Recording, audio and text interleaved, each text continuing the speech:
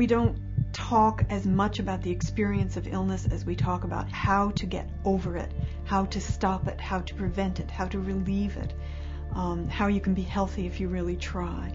We don't look inside the suffering, past the wall of suffering, to see what's behind it.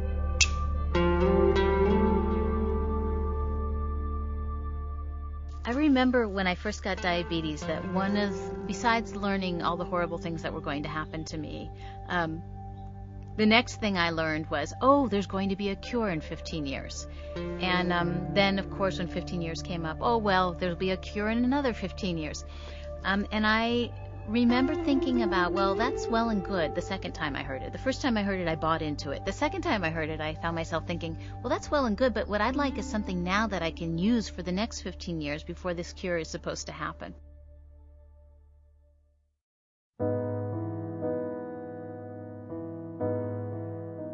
If someone says that, we are simultaneously given this sort of bad news, and then said, but don't worry, we have a treatment, they're actually saying, you're mortal, but we're going to trick that mortality back into immortality, which is an unconscious state we're in all the time, imagining that we'll live forever. Actually, illness is a characteristic of being alive. No one gets to be alive without getting ill and without aging. So there's an opportunity, again, it's this sense of what is the worst possible situation is always identical to the greatest opportunity. And it's not just turning one into the other, it's observing both and letting go.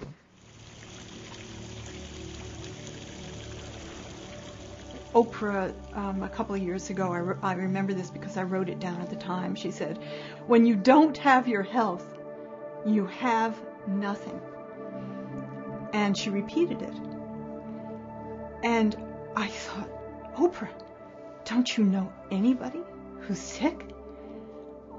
Can't you imagine that someone in the audience, surely someone in the audience has an illness, a chronic illness, or some disability that they can't just get rid of, that they're not hoping to be without tomorrow.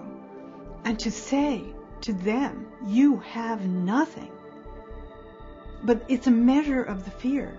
It's a measure of her fear and of the fear that exists in our cultures of becoming ill, of losing control, that she could say it, and the audience clapped wildly with approval.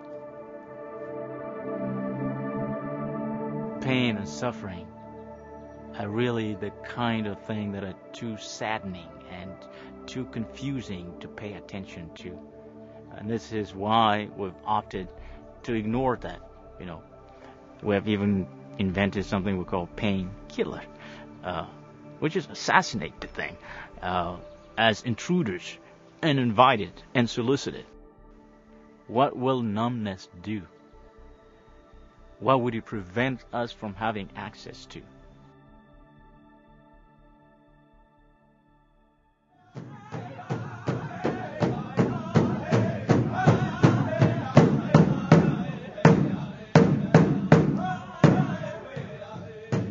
A lot of people in our culture are just really shy away from any type of suffering. Everybody's supposed to be smiling all the time. Everybody's supposed to be just happy, happy, happy, which is a life that is very out of balance.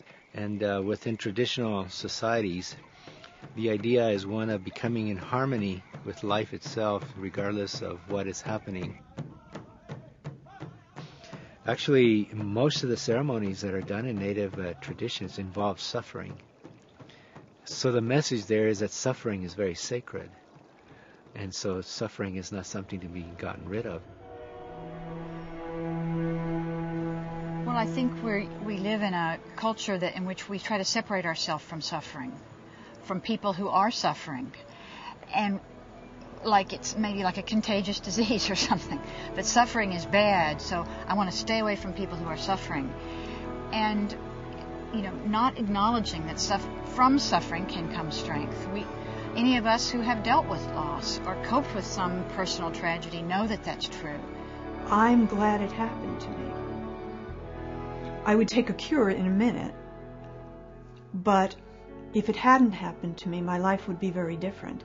And the life I have with it means so much more to me than the life I had before. I felt incredibly shaky, crying a lot, very agitated, close to falling apart, dwelling on fears of pain and thoughts of death. And then would come thoughts of all those who are suffering on this planet at this moment, of all who have suffered in the past, and I would immediately feel a wave of peace and calm pass through me. I no longer felt alone. I no longer felt singled out. Instead, I felt an incredible connection with all these people, like we were part of the same huge family.